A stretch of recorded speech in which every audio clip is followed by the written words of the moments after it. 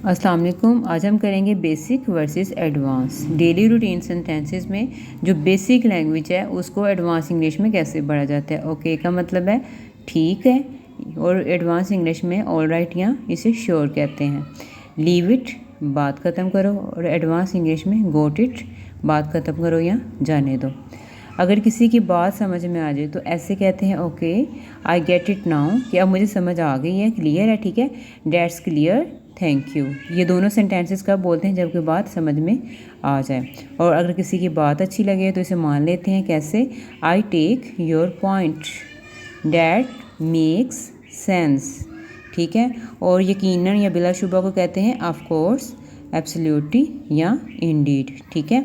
ये आपको मैंने एडवांस इंग्लिश बताई। इसके अलावा अगर आप डिटेल से स्पोकन इंग्लिश का कोर्स करना चाहते हो तो हमारा यूट्यूब चैनल ज्वाइन करें और इसे सब्सक्राइब करें, शेयर करें, लाइक करें। अल्लाह हाफिज़।